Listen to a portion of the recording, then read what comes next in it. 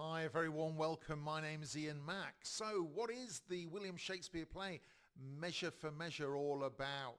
Over the next 8 minutes or so, I'm going to take you through the general story, the key characters, what happens in each of the acts, any interesting facts. I'll also include a few infographics for your reference.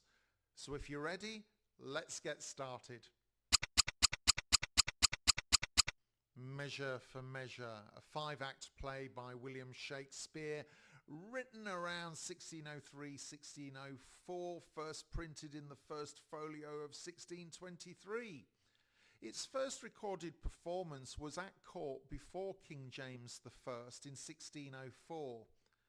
It's known, like The Merchant of Venice, as a problem play, mixing comedy with dark themes of justice, morality and authority.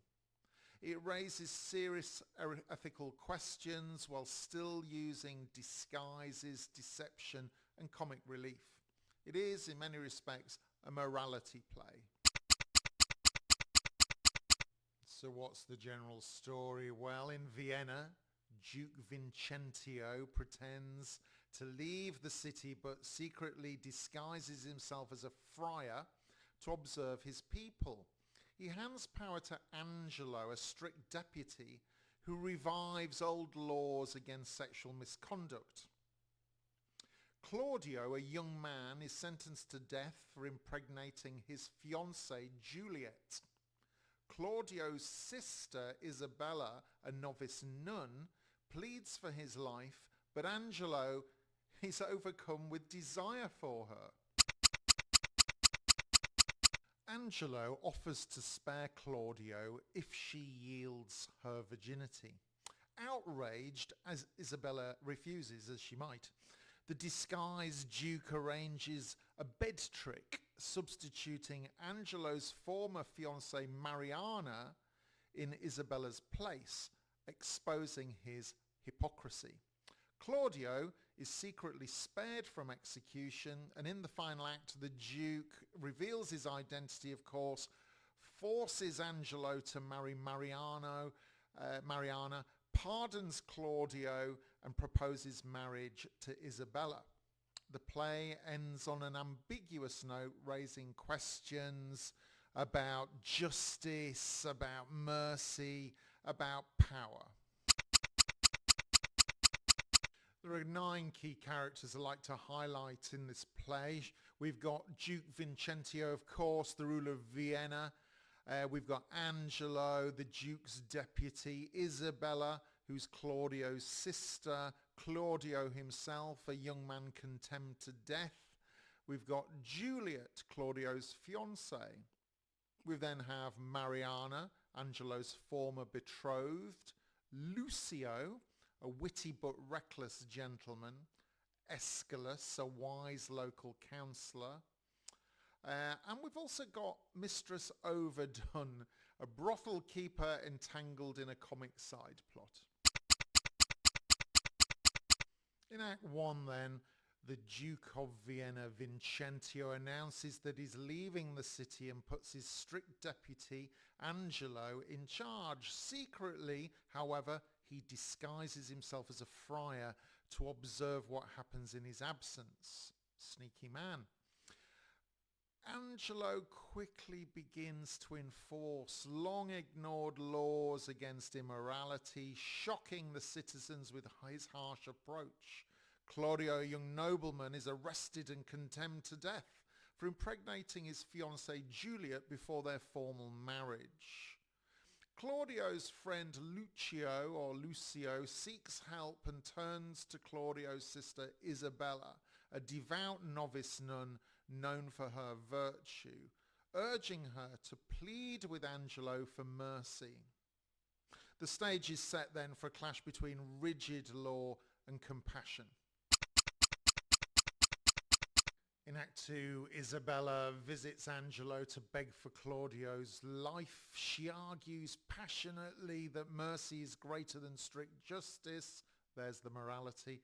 But Angelo, cold and unyielding, insists that Claudio must die to set an example. As Isabella pleads, Angelo is overcome with lust for her purity and beauty.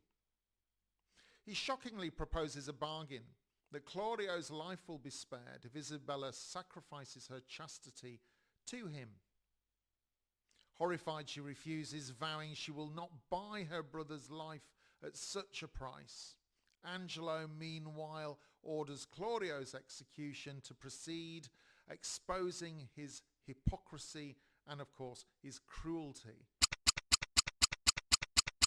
In Act 3, all the key aspects of morality come to pass. The disguised Duke comforts Claudio in prison, urging him to be brave in facing death.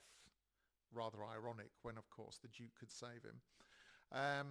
Isabella tells Claudio of Angelo's vile proposition. At first, Claudio shows courage, preferring death to dishonour, but fear soon overtakes him. He begs Isabella to save him by yielding to Angelo's demands. Give yourself up. Outraged by her brother's weakness, and rightly so I think, Isabella denounces him. At this crisis, the disguised Duke intervenes with a secret plan.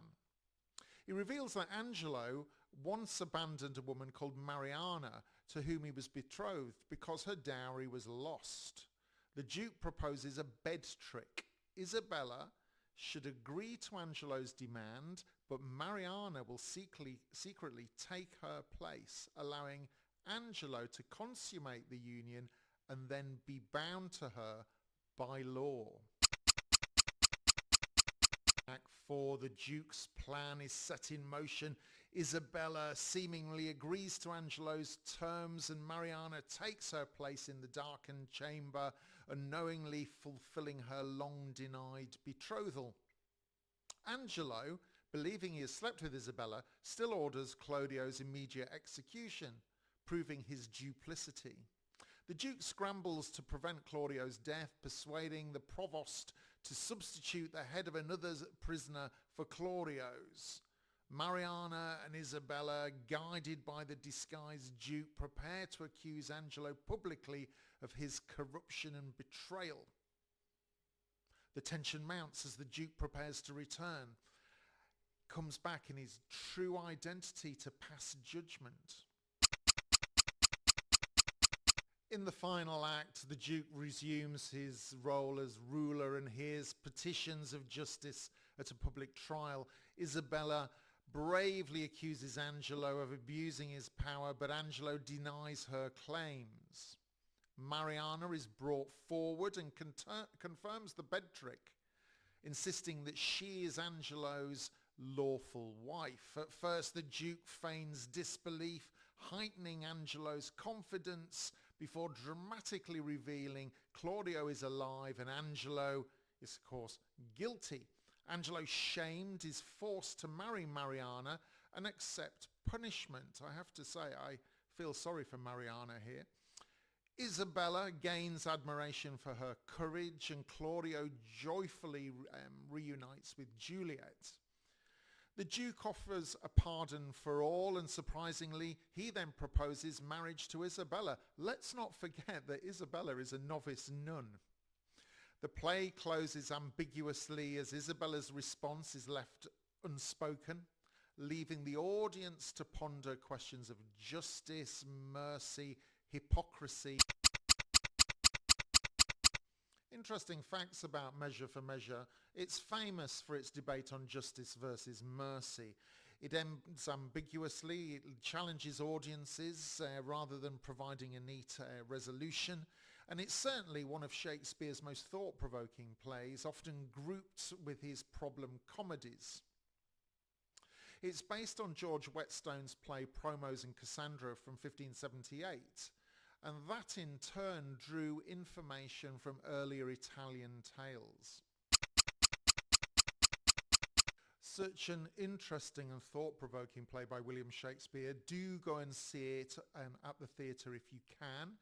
Thank you so much for taking your time to be with me, and I hope this has helped you get you started with this play. Don't forget, share any comments or any information you have about Measure for Measure in the comments below. I look forward to meeting you again in the next one. My name's Ian Mack, and remember, time is knowledge.